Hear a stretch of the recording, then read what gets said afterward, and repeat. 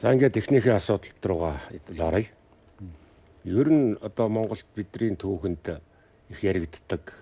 За нэлээ харанхуй үе гэж хэлэгддэг. Нэг энэ цаг үе бол эзэн төрний дараах үеийн цаг хугацаа гэж. Тэгэхээр энэ эзэн төрний дараах энэ том гүрний задралын дараах үеийг бид нэр түүхэнд нэг хэсэг феодалын бутрал гэж томьёолч нэр явж ирсэн. За улс төрийн бутрал гэж ярьдаг. Тэгэхээр яг энэ улс төрийн бутрал эзэн төрний дараах үеийн монголчуудын хоорондох энэ хагарал задрал хизээс эхэлсэн юм бэ гэдгийг хэлээ. Үгэрт доктор хэлв.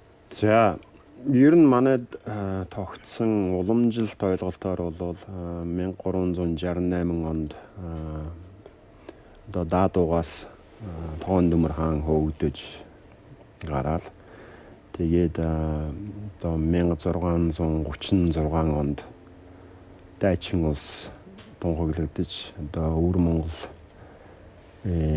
тухайн үеийн бол өмнөд Монгол юм да тийм ээ өвөр Монгол одоо чин гүрний захиргаанд орсноор хүртэлх энэ одоо хугацааг бол ерөнхийдөө феодалын бутрал юм уу эсвэл одоо сүүлийн үед бол улс төрийн бутрал гэж ярьж ах шиг байна. Ийм нэг 300 гаруй жилийн хугацаа. Ер нь тийм их урт хугацаа. Их урт хугацаа. Ерөнхийдөө нэг тиймэрхүү байдлаар хилээд байгаа мó гэж анзаарагдтiin. Гэвч би энэ үеийг бас жаахан сонирхож судалдаг. Тэгээд миний хувьд бол анзаарч харахад бол жаахан заагтай ялгаатай. Яагаад хүмүүс одоо феодалын бутрал гэж хэлээд байна гэхэлэр зэрэг мэдээж хүчрхэг том эзэн төрөн байжгаад унаад жижиг болохоор ч зэрэг бол ер нь бутарчлаа гэж харж байна л та тийм үү. Гэтэл засаглалын одоо асуудал гэдэг бол арай өөр. Өөрөөр хэлбэл хаан одоо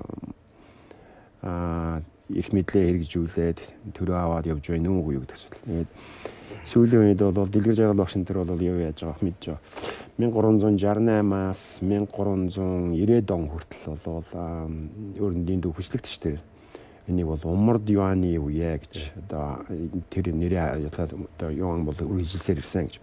Гэтэл зарим өөр судлаачид бол бүр 1300 одоо 1636 он хүртэл монголчууд бол одоо тэр юугаа одоо да юан гэдэг юм уу тийм ээ тэр даян хаан гэж байгаа чинь да юан гэдгээс үсэлдэг даа шүү дээ. Энэ юугаа бол хадгалж ирсэн гэсэн тийм юм бас ярьдаг үе бий.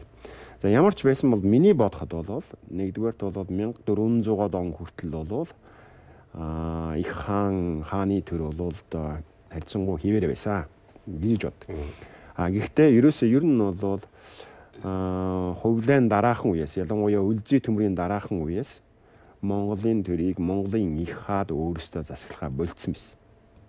Түүний оронд сайд нар нь тайш нар нь бол захирдаг болсон. Хаан бол одоо төрийн дэргүүн байна шүү дээ тийм үү? Одоогийн хэлээр бол тийм байсан. Тэгээд тийм ч учраас бол тэр байдал бол бүр миний ойлгож байгаагаар бол Батмөх Даян хааныг хүртэл үргэлжилсэн. Тэр үе хүртэл бол Монгол бол харьцангуй нэгдмэл байсан. Тийм учраас би тэрийг бол миний ойлгож байгаа феодалын бутрал гэж бол би ойлгохгүй байна. Яагаад гэхээр зэрэг энд бол зөрчил байсан. Том зөрчил нь юу гэхээр зэрэг ариг бүхийн угсааныхан хувлайн угсааныхны хоёрын хоорондын том зөрчил ихсэн. Юу болсон гэхээр зэрэг та бид бүхэн мэдж байгаа тийм ээ. Эзэн гүрний одоо хувлай ариг бүхтэй дайтаж одоо киноч бий үстэй тийм ээ. Хааны эрхийг авсан. Гэтэл ариг бүхийн угсааны хүн тайж нар бол түүнд дургүй байсан. Одоо хувлайн угсааныхан зүгтж ирэхэд нь ариг бүхийн угсааныхан бол одоогийн бидний ойрд гэж нэрлэдэг. Энэ хэсэг Монголын хэдэн төмнийг бол нэлээд мэддэг байсан. Тэгээд ариг бүхийн угсааны хүн тайж 9 төр одоо аюур ширдэр ханы одоо аалж хааны тамгыг аваад тэгээ энэ хэсэгт бол нэг хэсэг хоорондоо дайцсан Монгол. Тэгээд түүний дараа бол тэгсэн ч гэсэн хэдийгээр бол нэг тайш нар сайдууд төр барьдаг байсан учраас тайш нарын төр ер нь бол 1400-аас 1500-аад оны одоо 20-од он хүртэл мөн тэр хүртэл бол Монголын төрийг бол тайш нар зөрчсөн. Одоо тайш бол нэг албан тушаал байсан. Тэгээд нэг зэрэг бол 2 3 тайш хизээж байгаагүй. Үргэлж тэгээд ер нь бол зүйрлэх юм бол Японд шогуны дэглэм гэж байдаг тийм ээ. Яг түн шиг Монголд бол тайш нар бол цэргийн жанжин, ерөнхий сайд тийм хүмүүс тэгэд захирж ирсэн. Харин феодалын бутрал хизээ бий болсон бай гэхээр зэрэг энэ тайшийн төрийг халаад сайдын төрийг халаад хаан өөрөө засаглах. Ялангуяа хаан өөрөө засаглахдаа Чингисийн угсааныхан өөрөө засаглахдаа өөрсдийнхөө хөвгүүдээр дамжуулж ноёдуудыг тайш нарыг тэгээд одоо мянганы одоо угсааны юм уу тэр ноёдуудыг бүгдийг нь халаад тэгээд энэ явдлаас бол ихэлсэн. Тэр нь үндслийг нь тавьсан хүн бол Батмагт Аян хаан. Тэгэхээр яг энэ дээр сая нэг шинэ нэр томьёолууд гарч ирж штэ тийм үү. Ер нь манай энэ төв хөжлөгдөл хөдөлгөөнд тусаагүй л тийм. Энэ тэр одоо тайшийн засаглал гэх тийм. Тайшийн төр гэх юм уу засаглал гэх юм уу ярьдаг тийм ээ. За тэгэхээр чин тайшийн төр чин хааны засаглалыг бас илүү хүчтэй болчих. Хаан бол тоглоомын шин чанартай боллоо гэсэн үг шүү дээ тийм. Хаан тоглоомын гэж хэлж болохгүй л дээ. Яг хөө манай хүмүүс чинь одоо нэг өрөндийн бичлэгэн тэрээр бол гэж ярьдаг. Одоо шинэ Японы эзэн хааныг одоогийн одоо Японы эзэн хааныг тоглоом гэхгүй шүү дээ. Тий. Японы эзэн хаан засаглаж байгаа юу? Үгүй. Английн хатан хаан засаглаж байгаа юу? Үгүй. Гэхдээ тэр чинь төрийн тэргүү. Тэртээ тэргүү төр улсыг захирахад сайд, түшмэд, бичээч энэ хүмүүс хэрэгтэй. Тэгээд тийм учраас тэр сайдаар намжуул засагладаг. Хаан үргэлж одоо юу гэдэг ер нь бол аль ч төр улсын түүхэнд хаанч тэр Монголч тэр Европч тэр эхний одоо төр улсыг байгуулсан одоо хаад бол өөрсдөө ер нь бол том цэргийн жанжнууд байдаг. Тий. Тэрний дараагийн тэр одоо ер нь бол одоо юу гэдэг юм бэ? Одоогийн бүгд найрамдах байгууллаас өмнөх байгууллал бол цэргийн дэглэм байхгүй юу? Цэргийн төр улсууд. Цэргийн байгууллага төр улсууд. Тийм улсуудад эхлээд одоо бол төр улс байгуулсан хаад бол бүгдээрээ цэргийн том жанжнууд. Тийм ч учраас манай ихний хаадууд бүгд том цэргийн жанжнууд байхгүй. Тэгээд тэр үүднээс бол цэргийн жанжнуудын юутай ийм байдлаар үед бол хаад өөрсдөө засагладаг. Тэдний хан хөвүүд нь засагладаг ийм дэглэм. Тэгээд улс төр тогтворжоод ирэхлээр зэрэг хаан бол засаглахаасаа илүү одоо бол цэргийн гэхээсээ илүү эрдмийн түшмдийн ёсны хүмүүс захирдаг. Тэднэр нь бол сайд нь шүү дээ. Манай тогтолцоо шиг бол яг энэ түүхийн энэ томьёоллоор аваад үзэхээр бол энэ манайх бүр эзэн төрөн байх үеэс энэ саяны одоо сайдаар захирсан байгаа байхгүй. Алтан ордны улс ч тийм байна. Тийм ээ. Одоо алтан ордны одоо мөнгө төмрөөс хойш бол мөнгө төмрийг өсөөсвөл тэгэл дандаа олон одоо эмир 2 дахь 3 дахь хүмүүстэй янз бүрийн ил хаан тулс дээр мөн ялгаагүй тийм ээ. Яа тэгээ хааныг бол нөгөө бүлэглэлийн дундаасаа гэр бүл дундаасаа гарах өрсөлдөө юант ч явагдсан яг энэ үлдсэн явагдаад байна шүү дээ. Тэгэхээр энэ хожим болсон энэ Монголын улс төрийн бутралын гол үндэс бол одоо яг эндээс л 50 дотор манай эзэнт гүрэн дотор өөр дотор нь бүрэлдээд явжээ. Юу бол тийм ээ. Монгол хинээс ажилласан тэр үед хинээс жаагаагүй. Монголоос л байхгүй. Тийм. Тэгээд энэ улс төрийн өөрийн одоо үйл явц өөрөө дотроосоо одоо явж байгаа үйл явц. Энэ зүү тогтлоо эсвэл одоо зөвхөн манай хязгааргүй их том эзэн төрийн дотор болсон нэг юм эрх мэдлийн төлөөх үйл явц газар авцсан хэрэг байна. Ер нь бол хаа газар хаанд төр засаглаж байхад хааны хөвгүүд хаан ширээний төлөө хоорондоо тэмцэлдэг. Хууль. Энэ бол аль ч улс хаанч байдаг зүйл. Зүгээр яг хятад бол юу шийдсэн гэхээр одоо хамгийн ууган нь одоо төр барина. Гэхдээ хаан хизээш төр барьдаг. Хаан төрийн одоо тэргүүн бэлэгдэл. Тэгээд оронд нь бол сайд нар нь хятад бол одоо хүнзийн сургаалд сурталд нэвтэрсэн тийм хүмүүсээс шалгалт аваад тэгээд тэднээсээ сайд тавьдаг. Дээрээс нь бол хятад бас өөр нэг юм яасан бол одоо нөгөө манайхаар юу гэж нэрлэдэг вэ лээ? Залсан хүмүүс чинь. Тайгнууд тийм тайгнууд одоо ирэх барьдаг тийм ёс байлаа шүү дээ. Монголд бол харин тийм байгаагүй. Монголын ёс бол их өөр. Юуны үед Монголд бол зогсоож ирсэн шүү дээ. Тийм Монголд бол хан хүүд төр барьдаг байсан. Хан хүүд өрийн их төр барьдаг тийм байсан. Ховлын үеэс чинь хойш ер нь бол тэгээ ховлын их юан одоо улсыг байгуулснаас хойшхол энэ үеэс энэ задралын үндэслөөр ер нь явчихжээ дээ тийм ээ. 1400-аас одоо Батмагт Аян хааныг одоо хаан ширээнд одоо суух хүртэл бол дандаа тайш нар захирж ирсэн. Тэгээд нэг үед үргэлж нэг тайш байсан. Тэгээд хамгийн хүчрхэг байгааг нь харуулж байгаа нэг юм бол одоо тогоон тайшийн үед Монгол Бээжинг дахиад авах төгтөө шүү дээ. Тийм. Тэгээд энд бол яг хөө зүгээр манай нөө түүх хүчлэгт хожимын түүх хүчлэгт ялангуяа саган сэцний эрдний товчийн үлдээс нь түүх хүчлэгт бол тэр бол саган сэцний эрдний товч нөгөө нэг Даян хааны угсааныхны үүднээс харж бичсэн биш байхгүй юу.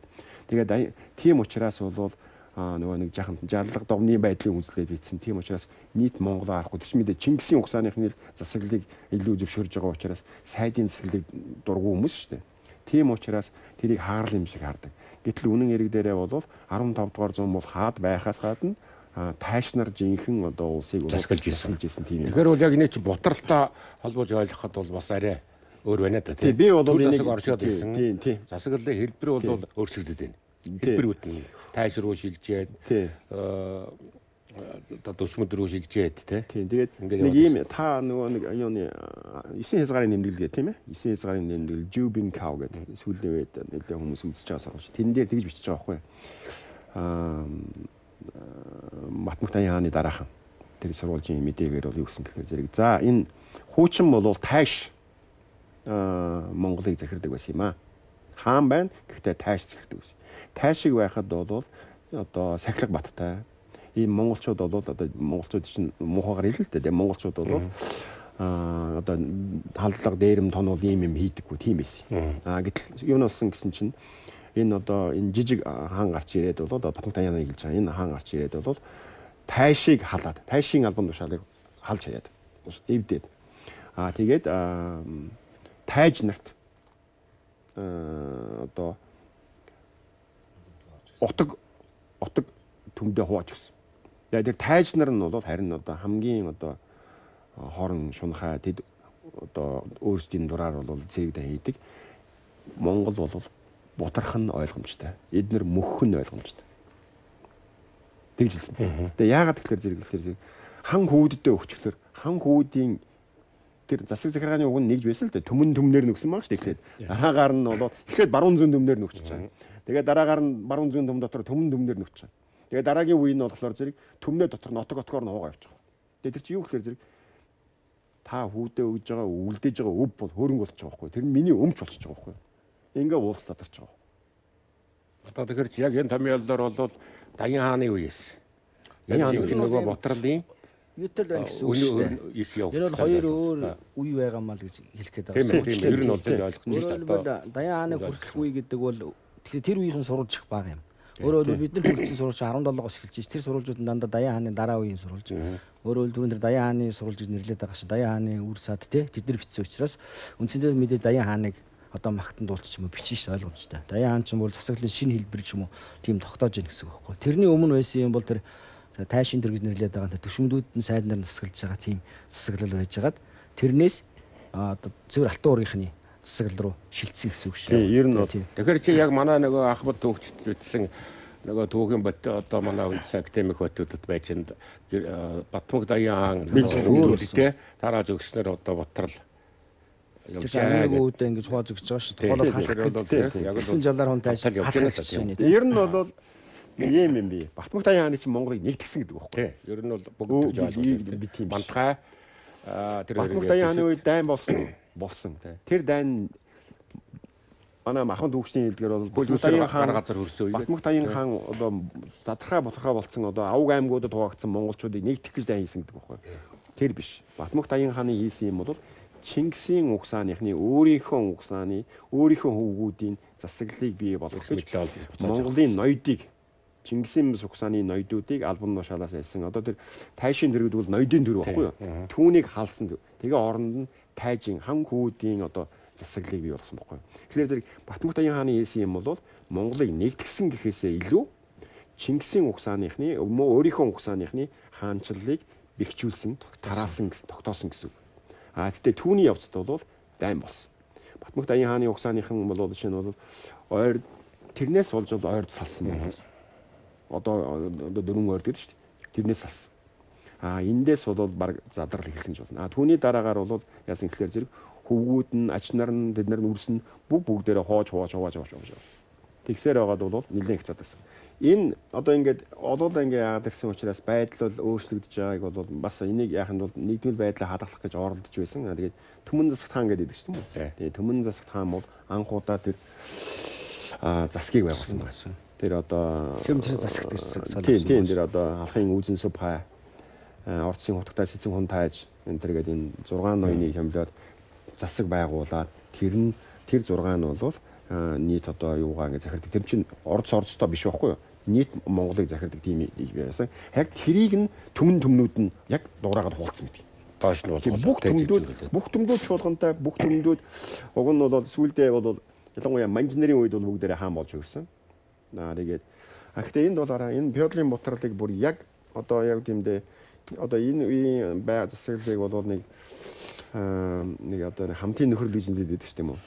Хамтын нөхрөлийн орнууд гэдэг шүү. Яг тиймэрхүү байгуулалттай тийм байсныг нь одоо энэ бид нар бас их магтдаг хүн шүү дээ. Алтан хаан гэж хүн байна тийм үү? Энэ алтан хаан харин тэр чинь задлж хийсэн байхгүй. Нурааж хийсэн. Алтан хаан их мэдлийн төлөө Хятадтай гэрээ байгуулсан. Хятадаас тэр Шүний ван гэдэг цол авсан. Тэгээ алтан хаан их мэдлийн төлөө Монголын хаадууд бол одоо улааны урсгалыг дагадаг байсан бурхны шашны. Алтан хаан их мэдлийн төлөө улааны урсгалтайгаа дайтаж байгаа шарын урсгалыг энийг авчир одоо содны янцыг авчир далай лам болгосон. Тэгээд энэс эхлээд Монгол бол нэгдүгээр шашнаар хуваагдчих гисэн. Алтан бол өөрөө одоо хаан болох гэсэн боловч Батмөх Даян хааны үед бол тогтцсон нэг юм нь бол хамгийн Ахмад хүн хаан ширээ тэг Ахмад хүүгийн угсаа хааны эрхийг залгадаг болсон байхгүй.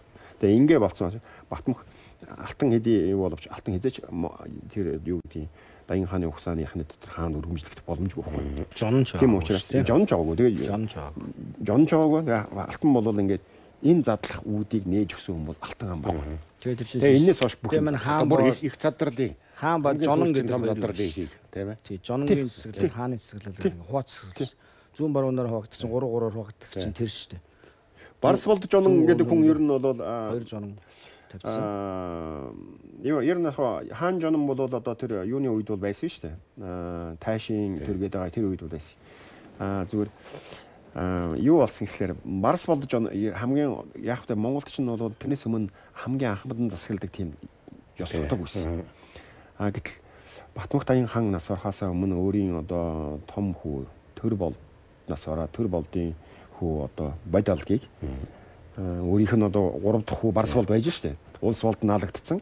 Барс болд байж хахад Барс болд баруун дүмнийг захирж байсан байхгүй. Тэгэхэд одоо ач хүүгээ бодолгийг хаан залгамжлгээд ингээд нөгөө Ахмадын уураг залгамжлах ёс тогтчих байгаа байхгүй. Ахмад одоо хүүгийн юу. Тэгээд яасан гэхээр Барс болд бодолгийг баг багт хаан суусан байхгүй. Тэгсэн чинь бодолыг зүүн төмөнтэй үржээ. Чи миний эрхийг одоо том болонгуудаас насан тэгээд өгсөн. Гэхдээ тэр үе хүртэл бол уг нь бол төмөндийг бол Батмөх Даян хаан хүүддээ өгөхдөө захируулах гэж өгсөн юм шиг байна. Гэтэл бодолог чинь хүчтэй хаан байсан хүн ер нь бол зүүн төмнийг өөрийн хүүгүүдтэй дахиад хуваалцсан байна. Өмч болгоод авсан байна. Ингээд задрах гэсэн. Тэрний дараа тэрнийг өргөжлүүлсэн хүн алтан хаан байхгүй. Тэгээ жижигхэн ингээд задралууд ингээд жижигсэл яваад байх тусам одоо нэг сурвалжууд бол дандаа нэг хов зөөгцсөн жижиг ховонд айгүй их өртөөд бие биеийг их тэмцэлсэн байдаг шүү дээ тийм үү. Тэгээд одоо жижиг явуулга нь маш их өртөмтгий болчихсон. Одоо энэ үед бол одоо Монголын хаан бол одоо нэг хушууны ноён л болж хөрч байгаа байхгүй. Хаан нэртэй. Хаан нэртэй. Одоо лэгдэнгэр жишээ аваад яриа. Лэгдэнгэр ажиллаж ямар төвчөнд очсон хаан байсан юм бэ? Яагаад лэгдэнгэр хамгийн бид нар одоо өнөөдөр сүүлчийн хаан гэд ярьдаг болцсон юм бэ? Тэгэхээр энэ нэг асуудлын нэг юм чинь хамгийн гол нараа та жишээ нь одоо 5 хүүтэй байлаа гэж бодъё. Та хөрөнгө хуваахтаа яг та Ахмадын жах юм илүү үж магадгүй л ах л да. Гэтэ таны 5 хүү штэ. Нөгөө 5 хүү чи харуулах хэвээр бид 5 адилхан хүүгүүд штэ. Тэгээ сууж байгаа байхгүй. Тийм учраас хаан чинь тэр 5 хүүгийн нэг байхгүй. Яг уу Ахмад нээж болно. Гэтэ адилхан штэ. Хаан хүүгийн хувьд бол их адилхан байхгүй. Тийм учраас хаан болвол адилхан тэнцүүхэн одоо тайж нарын арай нэг илүү өндөр цолтой тайзан л байгаа байхгүй. Сонгогдсон ч биш. Зүгээр яг юугаа яадаг. Тийм учраас тэр үед тэг зэрлдэг байсан. Ширээний эзэн Ёстих хаан гэж нэрлэдэг байсан. Ширээний эзэн. Хаан ширээний л эзэн байхгүй юу? Тэр ширээн боосог. Улс эзэн биш байна. Тэрийг хаан гэдэг хүлээн Тэр хүлээн ширнэ. Тэрүүн тэрэнгүүд хүлээн ширж байгаа. Заграхгүй. Бүрэн хүлээн ширж байгаа. Тийм учраас өөр хинч одоо их хаанаг байж хаад өөр нэгэн өөрийгөө хаан болгоно гэх тийм бол тэр бол тэрийг эвзэн хан баггүй. Эвдэн хаан хүртэл явлаа шүү дээ. Тэрийг эвзэн хүн нь алтан хан баггүй. Алтан анхудаа тэр түшээ хан гэдэг цолоолаа шүү дээ. Тэгээд дараагаар нь тэр юунуудаар юу аа. Тэгээд тэрний хамгийн дараагаар нь бол за энэ ингээ байж тал хамгийн аюултай бүр актер хуваасан юм нь бол манжин бодлого.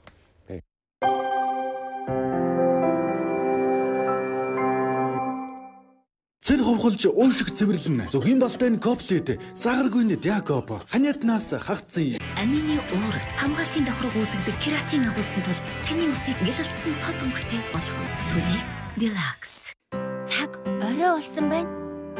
Энэ үед яагаад хан өргөмдөж болохгүй юм? Хажуу айлын бяцхан хүүг дөнгөж сая унтуулсан учраас. Яагаад зурагтаа хэд чангалж болохгүй вэ? Хөрш айлын охин маргаашийн маш чухал шалгалтанда бэлдэж байгаа учраас. Яагаад үсэрч тоглож болохгүй вэ? Доод айлын настай эмээ амарч байгаа учраас тэр. Сайн хөршүүд нэгнээ хүндэтгэж амьдрал ая тухтай байдгийм. Энэ бол 1.3 сая хүн амтай метрополитен хот. Харин өдөр бүр бидэнд сонголт хийх шалтгаан тулгардаг. Дэлхийн нэртэй брэндүүдээр тоногдсон, хүний хэрэгцээг мөн шийдсэн, дуу чимээ тусгаарлах өндөр зүйлтэй, газар хөдлөлтийн 8 балд төсвөртэй, хотын Аз зэргийн бүсэд байрлах, үзэсгэлэн төвлөр, сэтгэл хангалуун амьдралын үргэлжлэл Наран Place.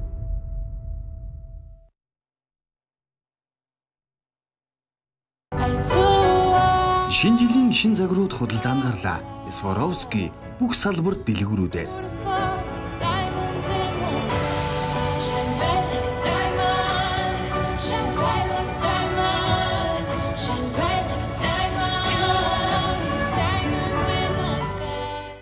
Улаанбуудан уураг болон зүгийн балаг болсон тул таны үсийг эрүүл тод өнгөтэй болгох төлөв колор. Цэр ховхолж уушиг цэвэрлэн зөвхийн балтай коплет сагаргүйн Якоб ханиаднаас хагцсан.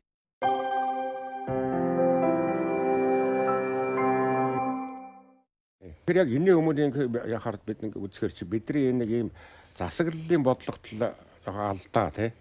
Тэрэнд эндүү хэд бутарсан тэрнээс нэгдсэн засаглал бий болж чадаагүй гэдэг холбоотой л одоо бидний энэ ярьдаг улс төрийн бутралын энэ үйл явц өрнөсөн байх надад тийм үү? Ийм юм. Яг үндсэн шалтгааных нь хувьд. Тэгээ дотоод юунаас л одоо засаглалыг л бэхжүүл чадаагүй тий. Тохирсон засаглалаа олж авч чадаагүй. Засаглал гэдэг юм. Нэгдсэн хааныхаа юу чадаагүй. Засаглал гэдэг юм болж байна. Ялангуяа одоо юу гэдгийг парламентын бас бүгд найрамдах яс үүсгэхээс өмнө бол засаглал гэдэг юм бол угаасаа нэг ороотой байсан. Нэг л хамттай. Нэг ороотой. Засаглал угаасаа нэг байх хэрэгтэй юм. Тэгжээж одоо тэр эзэн ирэх гэдэг юм хэрэг чинь. Хэрвээ хоёр толгой гараад ирвэл тэгэл хоёр хугагддаг байхгүй юу? Хоёр хямралын ихэл болно шүү дээ. Жишээ нь одоо Ром бол тэрүүгээр алдагдаа шүү дээ түүхэн. Ром бол анхнаа бүгд найрамдах улс байсан учраас янз бүрийн одоо 10-ийн 2-ийн 3-ийн засаглалуудыг туршиж үзсэн. Энэ 10 багтаа 10 хуваагддаг. Тэгэж шүү дээ. Ойлгомжтой. 2 багтаа 2 хуваагддаг. 3 багтаа 3 хуваадаг болсон. Тийм байсан учраас сүүлд нь Ром юу болсон гэхээр зэрэг эзэн хаантай болсон байхгүй. Сизер гэдэг юм гарчсан чинь тэр байхгүй. Тэгээд Ромын бас нэг Ромын сонирхолтой түүх нь бол юу гэхээр Ромын одоо хаантай болсон ч гэсэн нөгөө бүгд найрамдах байгууллагын үдэл санаа тэнд байдаг байсан учраас Ромын хаадууд одоо юу гэдгийг хааны хүү хаанаа залгамжлах нь их ховор гэсэн шүү дээ. Ромын хаадууд бол бүргэлж хоорондоо байлдаж байгаад хаан авдаг. Тэгээд тийм учраас засаглал бол ерөөсөө нэг байх хэрэгтэй байхгүй нэг ороотой. Тэгээд тэндээс яадаг. Тэгээд дараагийн гэтэл энэ нөгөө нэг хан хүүд мэдээд эхлэхээр чинь яах вэ гэхээр адилхан хан хүүд болчихж байгаа байхгүй юу? Гэтэл Чингисийн төрийн чинь гайхамшиг нь бол Чингис хан хүүдтэй сүүлд нь хувааж өгсөн эзэмшлээ. 4 хан хүүдтэй. Тэр бол үндсэндээ 4 одоо юу гэдгийг тус тусдаа хан тулс болж одоо задарсан хүү дээ. Тэрний үүсэл нь тэр баг хувааж өгсөнтэй адилхан юм. Гэхдээ Чингис хаан нэг ч одоо юу гэдэг юм дээ хан хүүгээ сайдын албан дээр, ноёны албан дээр хэрэглээг байхгүй. Чингис хаан бол хааны ураг бол хааны одоо үүргээ хааны их мэдлээ хэрэгжүүлнэ. Түүний дотор ноёдууд энэ доорно. Ноёдууд бол хааны их мэдэл дээр ажиллаж штэ. Хааны одоо хаан түүнийг ноён болгосон сая яаж штэ. Түүний дараа зэрэгцээ сайд байна. 95,000 чинь бол нэг нь Чингисийн хугацааны хүн байхгүй штэ. Алтуургийн хүмүүс нэг ч хүн байхгүй байгаа штэ. Тэр байтугай Чингисийн дүүнерч байхгүй штэ.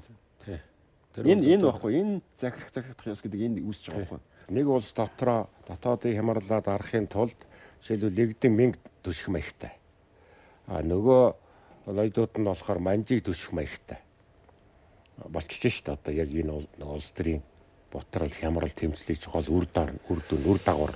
Дотоод хямралаа өөрөөсөө засахын оронд юм бол одоо манжаас хамгаалал хэцүү. Манжаас хамгаалагч юм байхгүй. Мэнг хамгаалаад байгаа шүү дээ. Ер нь манай яг өмнөх тань аваад. Манай өмнөх төвчлэг гэж байхгүй. Тэр чинь Европынхны бичсэн бичлэг байхгүй.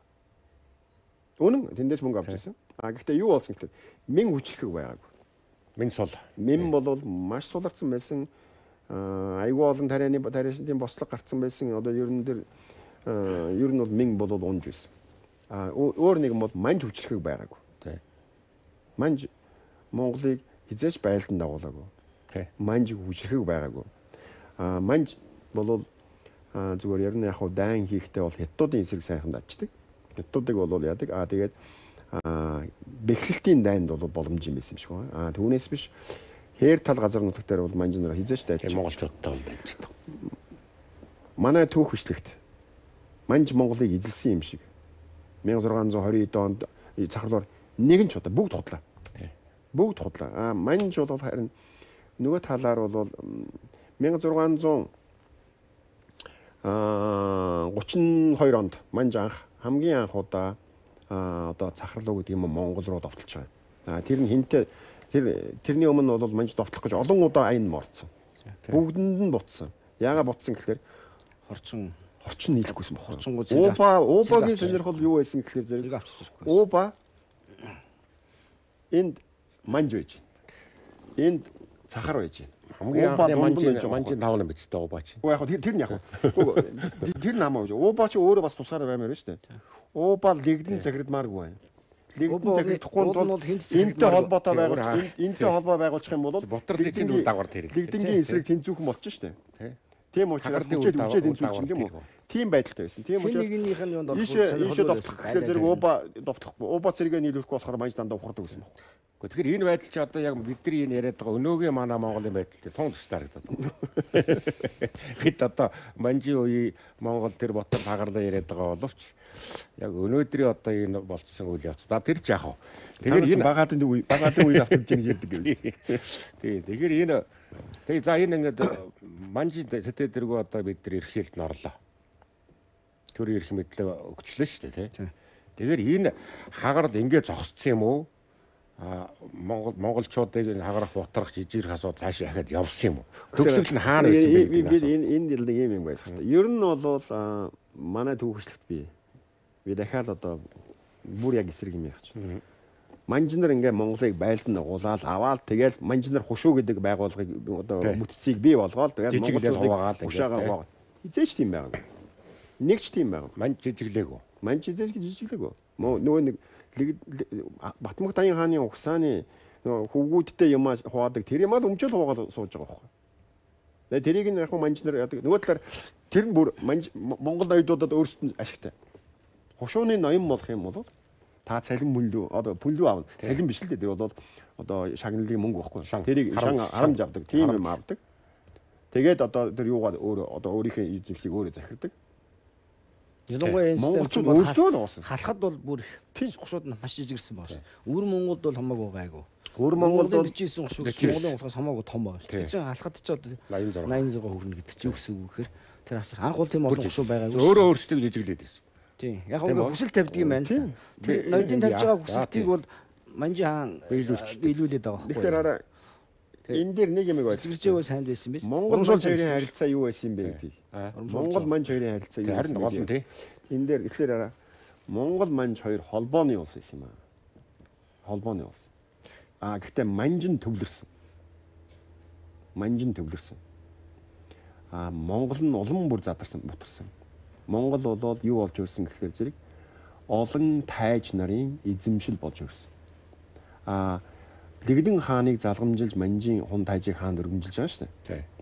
Хаанд өргөмжилж байгаа. Тэгээд нэгдмэл эрх мэдлийг манжид өгсөн байна. Тэгэхээр холбооны улс байсан гэсэн томьёолоор ярихад бол Монголын засаглалын хэлбэр ямар хэлбэртэй байж ич тэр манжийн засаглалтай зохицож ирсэн. Эрх мэдлээ бол миний ойлгоцоор бол эрх мэдлээ шууд өгцсөн гэж ойлгоод байгаа байхгүй юу? Тэгэхээр хана ийм юм болсон байхгүй юу? Монгол өөрсдийнх нь одоо угсааны их хаан байх юм бол хигдэн шиг хурааж авах гээд шүү дээ эрх мэдлийн. Тэг нэ ер нь болцааг ойлгох. Тийм учраас тэр аюул байсан байхгүй юу? Чингийн үеийн Монголыг гадаад Монгол гэдэг юм тий? Яагаад гадаад Монгол? Тэр гадаад Монголд нь хаагур байсан ихлээр зэрэг гадаад Монголын хэл бол цагаан ирмээр тэгээ урагшаа баруун зүүн тишээ манжтай болохоор зэрэг Лядунгийн хэрмээр. Энэ бол гадаад Монгол. Яагаад гадаад гэж? Чин гүрний дотор байгаа мөртлөө яагаад гадаад гэж? Хин яг энийг судалсан байдаг байхгүй юу? Инженеаш. Тэгээ инженеаш гэж бичиж байгаа шүү дээ. Инженеаш гайхамшиг. Ижил тэнцүү улс гэхэр биш. Ижил тэнцүү гадаад улс гэхэр биш.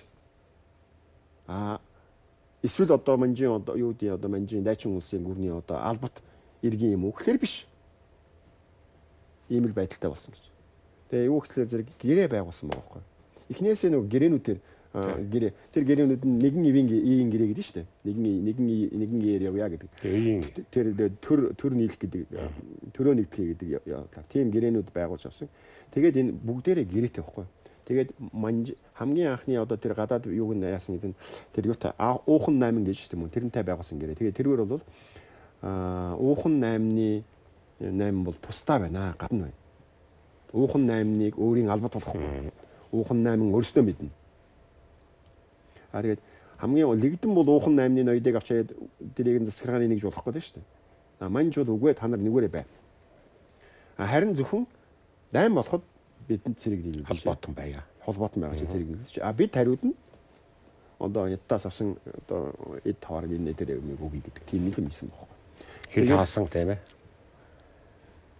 Ер нь одоо тийм учраас манжийн биш, манжийн төрийг биш. Манж Монголын тусдаа улс байгаа байхгүй. Тэгээд тэрийг тийм учраас шинээр дайчин улс гэж байгуулж байгаа байхгүй.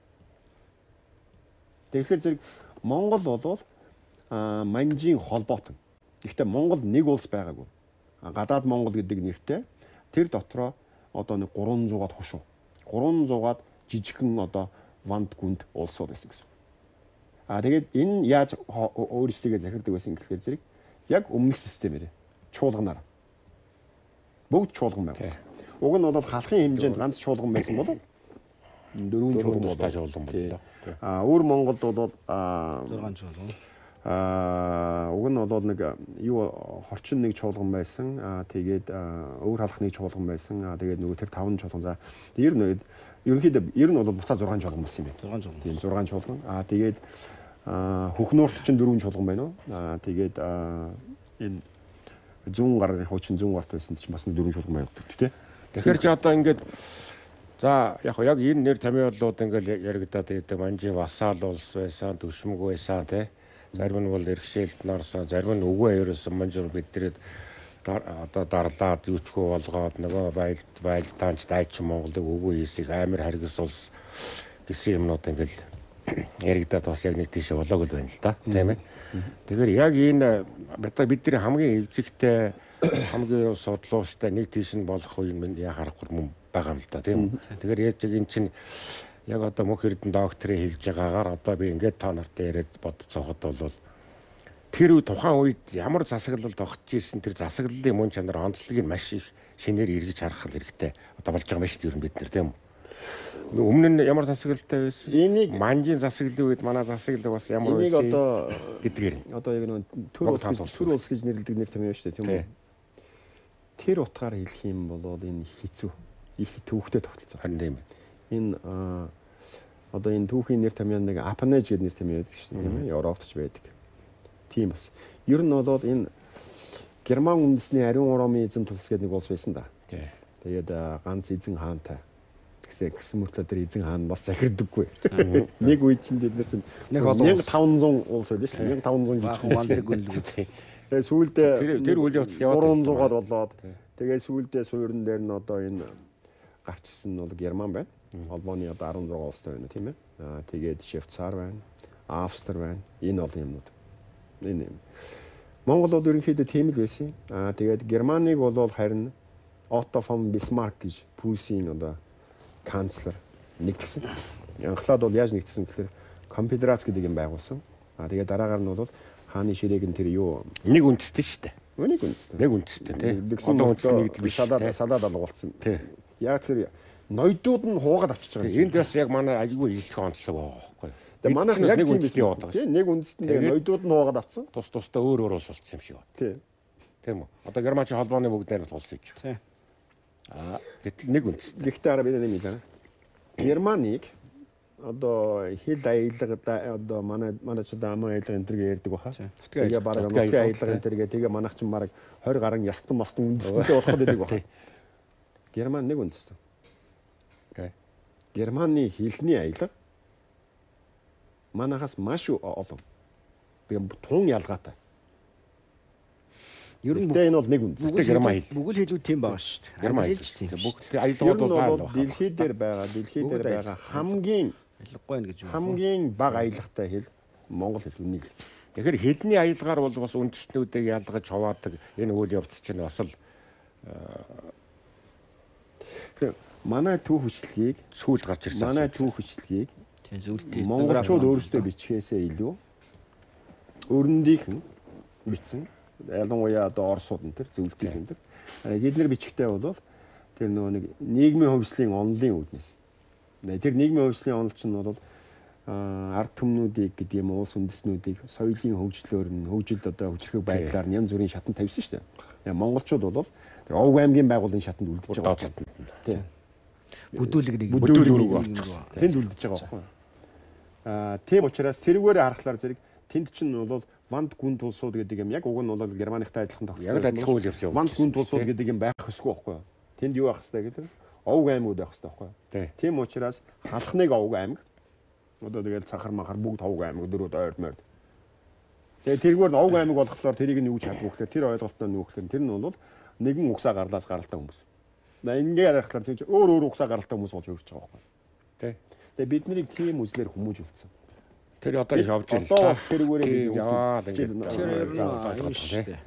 тэр онлыг ч одоо шүмжлээд байгаа гүйчин төвөгчлөгийн тэр онл одоо марксист төвөгчлөгч нь одоо тэр хувьслын онлын л нэг хувилбар шүү дээ. Тэднэр үзлэр бол ингээд нүүдэлчлийн нийгэм гэдэг юуг тайлбарласан гэхээр хэдийгээр монголчууд төр байгуулсан ч гэсэн төр байгуулахдаа бол тэдний онлоор бол юм байхгүй. Овг аймаг нь задралын үр дүнд анги хүмүүсэд ингээд төр үүсэх хэвээр. Гэтэл нүүдэлчүүд бол төрийг яаж байгуулсан гэхээр тэр задрал нь явагдаагүй. Овг аймгийн үйлдвэрлэлийг хадгалсан. Тэгээ яагаад төртэй болцсон гэхээр суурийн иргэншлээс зээлдэд тавцсан төр гэж байгаа юм. Монголын төр зээлдэд төр тусгалын төр гэдэг. Тийм тусгалын төр яриад байгаа.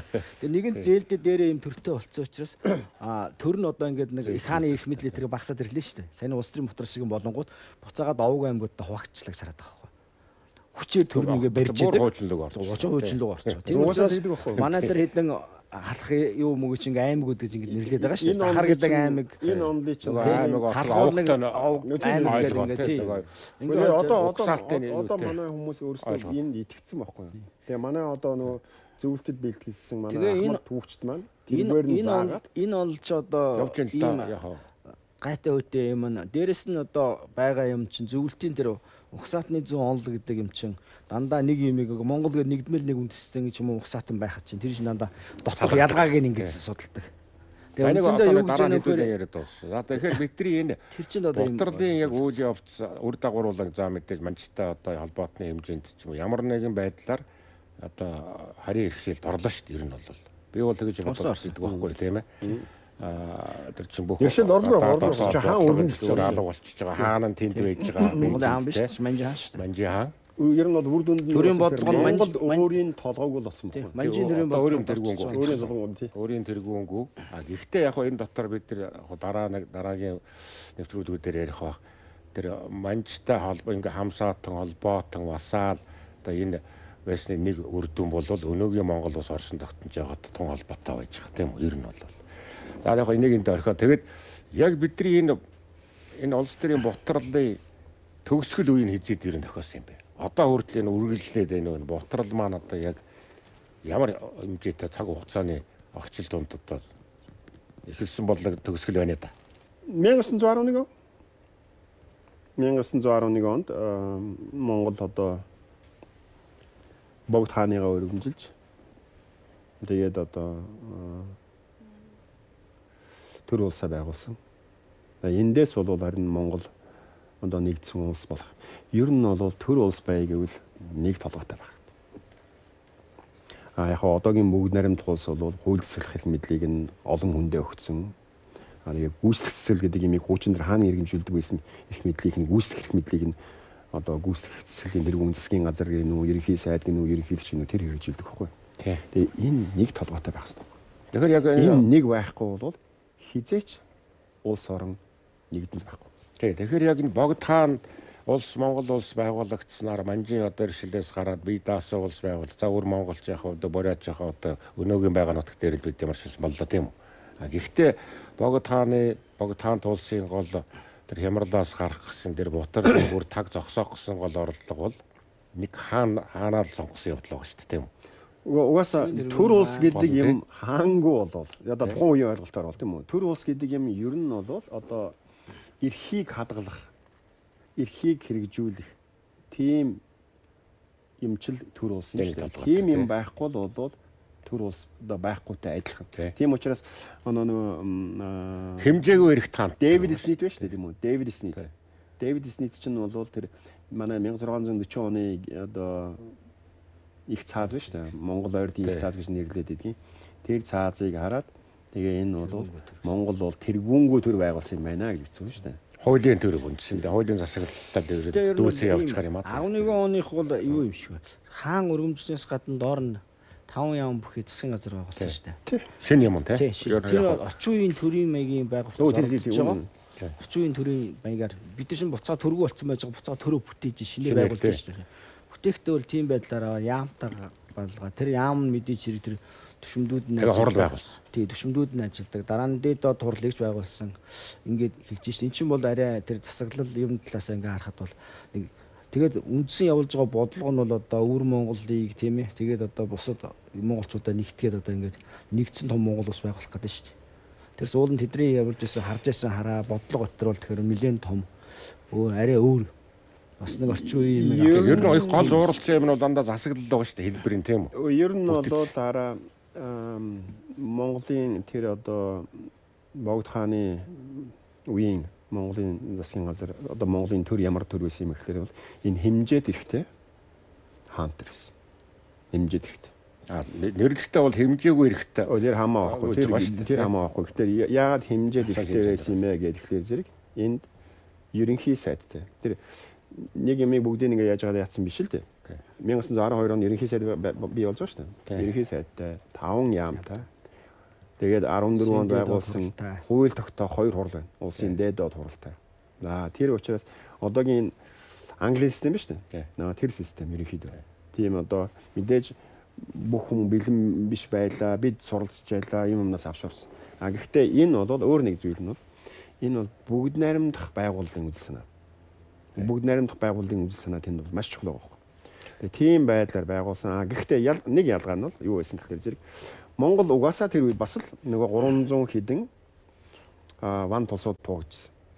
Тийм учраас хүчээр одоо цэргээр яваад байлдан дагуулах тухай асуудал ийж байхгүй. Нөгөө талаар бол урдлал нь бол мэдээж хятадууд одоо дунд дэргэн ус байгуулагдаад одоо бид одоо манжийг далгамжилж байгаа учраас хятад Монголын манайхын төгсөл өөр Монголыг авчираа. Тийм учраас тэр өөр Монголын ноёдууд чинь юунд дэш бас одоо дарамтнд дэш тэ. Гэхдээ тэнд Монголын тэр үеийн Түүхэн нэг юм нэр тэмээр хэлдэг шүү дээ. Дагаж орох гэдэг. Тэр яагаад дагаж орох тухай асуудал байна. Нэг үндэсний юм бол юунд дагаж орох тухай асуудал яриад байгаа юм. Ийм асуудал бидний соёлд орох. Гэтэл чинь асуудлын гол нь юу гэсэн гэхээр зэрэг 300-аад жижиг ван тулсууд байсан учраас орохгүй юу гэдэг тэр ван мэдж байгаа байхгүй. Тэр бол аюул одоо гүн гүнзгий суурьшсан. Гушууны ноён гэдэг чинь бол гушууны ноён гэдэг чинь тэр гушууны засаглалын одоо юу биш байхгүй юу? Төшмөл биш байхгүй. Тэгэхээр нөгөө бутралын үеийн бүтэц зохион байгуулалт тэнд л үрж штэ тийм. Яваад. Тэгээд нэгдэж орлого хийсэн нь бол яалтчгүй одоо 1911 он нэгдэж төр улс байгуулах гэж оролцсон. Тэгээд энэ бараг тэгээ үндсэн цаашаа бол 21 24 он хүртэл үргэлжилсэн юм биш.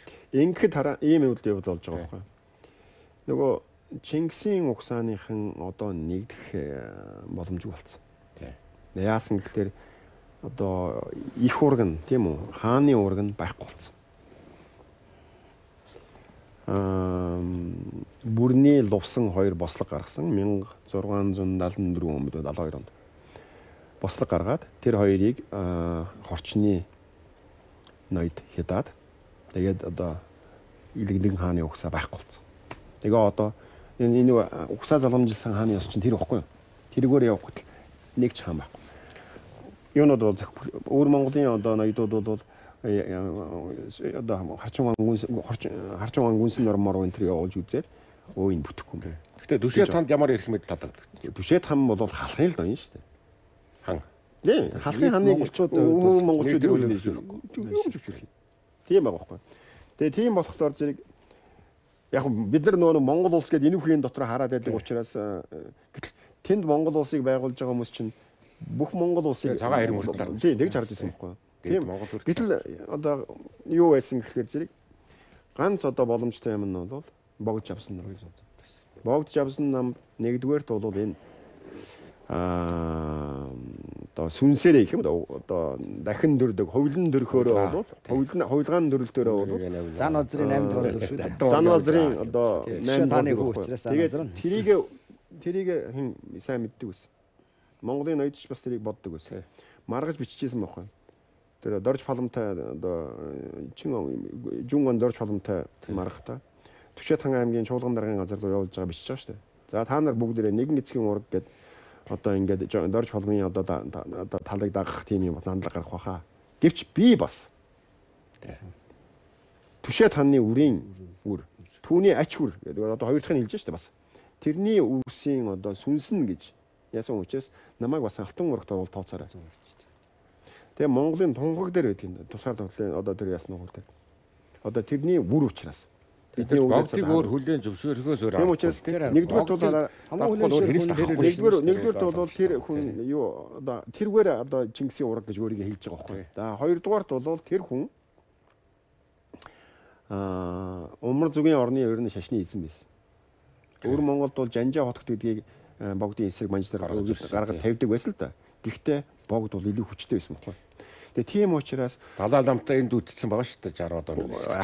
Тэгээ тийм учраас бол ер нь бол энэ бурхны шашны энэ одоо төвдийн ч гэдэг юм уу энэ бурхны шашны ертөнцид чинь бол далайлам банчин богд авсан 3 байсан шүү дээ. Тийм учраас бол үүндээ богдыг бол тавихаас өөр аргагүйсэн. Тэгээд богд бол харин одоо энэгээр бол яг шашин бол харин Монголыг нэгтгэх. Гэхдээ тэр ганц шашин биш. Ганц шашин биш. Тэр нь бол нөгөө нэг юуны алтан урагтай холбоотой байхгүй юу?